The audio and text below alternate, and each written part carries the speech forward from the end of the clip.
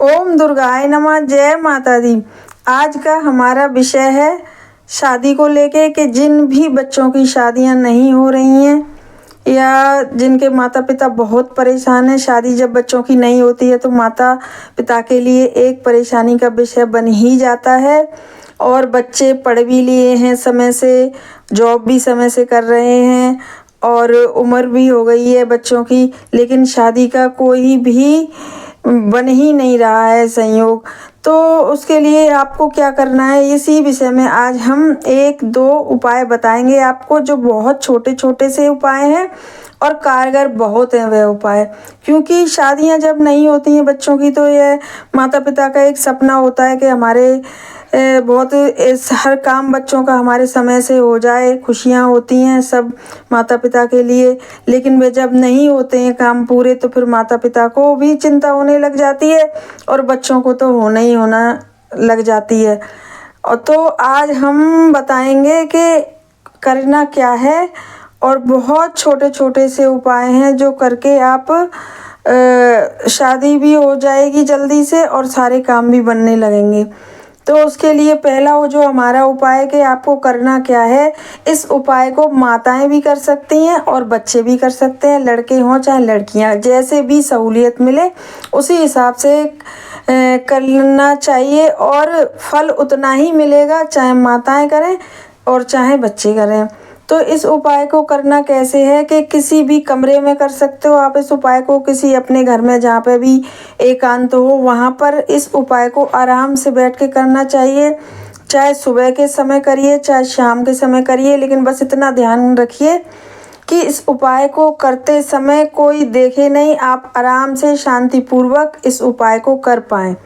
उसके लिए करना क्या है कि आपको एक तेज पत्ता लेना है और तेज पत्ता लेने के बाद एक कटोरी में रोली का घोल बनाना है, घोल के गंगा जल में, और उस घोल को मतलब गाढ़ा थोड़ा घोलिएगा और उससे उस पर तेज पत्ते पे उससे स्वास्तिक बनाना है। स्वास्तिक आप देख लीजिएगा, नेट वगैरह पे मिल जाता है, लेकिन स्वास्तिक बनाइएगा बिल्कुल सीधा। कुछ लोग जैसे गड़बड़ कर जाते हैं स्वास्तिक बनाने में भी, तो सीधा आप स्वास्तिक बनाइएगा रोली के गाढ़े घोल से। और उसके बाद उस सतिया बनाने के बाद उस पे तेज पत्ते पे फिर एक थोड़ा सा पतला घोल घोल के रोली का ही, और या तो आप अपनी अनामिका से बना सकते हैं, जो अपनी विश लिखनी है स्वास्तिक के नीचे, पहले ऊपर छोटा सा स्वास्तिक बना लीजिए, उसके नीचे छोटी सी विश लिखनी है, जो आपकी शादी वाली विश जो भी है तो वह आपको लिखनी है। उसके लिए आप यह भी कर सकते हैं कि एक दिन पहले कहीं पेड़ से, अनार के पेड़ से एक छोटी सी डंडी ले आएँ और उसकी कलम जैसी बना के उससे भी लिखेंगे तो बहुत ही अच्छा है। नहीं अगर वो मिल पाती है या नहीं ला पाते हैं तो अपनी अनामिका उंगली से ही, जैसे शादी के लिए अगर आपको अपनी विश लिखनी है तो केवल एक शब्द लिखिएगा रिश्ता उस तेज पत्र पे, और उसके बाद उसके नीचे लिख दीजिएगा धन्यवाद। क्योंकि धन्यवाद इसलिए लिखिएगा कि भाई हम जो कर रहे हैं, पूजा कर रहे हैं, तो ये भगवान उसके लिए आप हमारी विश पूरी करोगे तो उसके लिए धन्यवाद। ऐसा करने के बाद फिर एक कटोरी में आप लीजिए, फिर उसको अपने हाथ में लेके पत्ते को उठा के, तेज पत्र के पत्ते में उठा के फिर भगवान से, विष्णु भगवान का ध्यान करके, क्योंकि शादी के लिए सबसे ज़्यादा जिम्मेदार विष्णु भगवान को ही माना गया है, तो विष्णु भगवान का अपने मन में ध्यान करके और अपनी शादी के लिए कामना करके, चाहे लड़का हो चाहे लड़की हो, अगर माताएं कर रही हों तो वह बोले कि मेरे बेटे की शादी विष्णु भगवान का ध्यान करके हो जाए और मेरी बेटी की शादी हो जाए विष्णु भगवान का ध्यान करके, ऐसे बोले माताएं।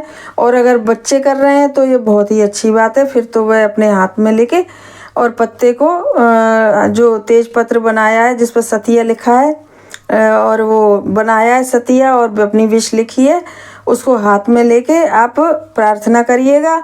फिर उसके बाद चाहे तो मिट्टी का दिया लेके छोटा सा, या कोई प्लेट लेके ऐसी छोटी बड़ी जैसी भी हो, और उसमें नीचे एक कपूर की टिकिया रख के और उस पत्ते को जला दीजिएगा। जब पत्ता पूरा जल जाए पूरी तरह से, तो जो उसकी पत्ते की राख हो, उस राख को अपने घर में गमले हों या बाहर गमले हों उनमें डाल दीजिएगा और उसके ऊपर से थोड़ा सा पानी भी डाल दीजिएगा।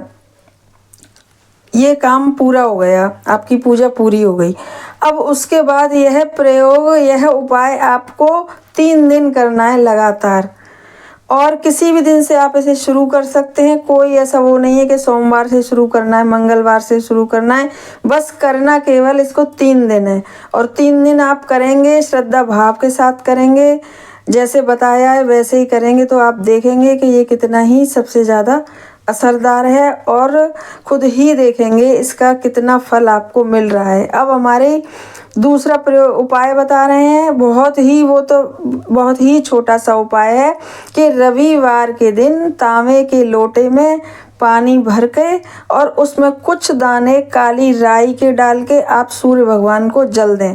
केवल और केवल रविवार को दें, वैसे तो रोज़ दें तो कोई बात नहीं, लेकिन रविवार को तो ये काम आपको ज़रूरी ही करना है। और जल चढ़ाते समय सूर्य भगवान से भी अपनी शादी के लिए प्रार्थना करें, या आपका कोई और भी काम रुका हुआ है उसके लिए प्रार्थना करें।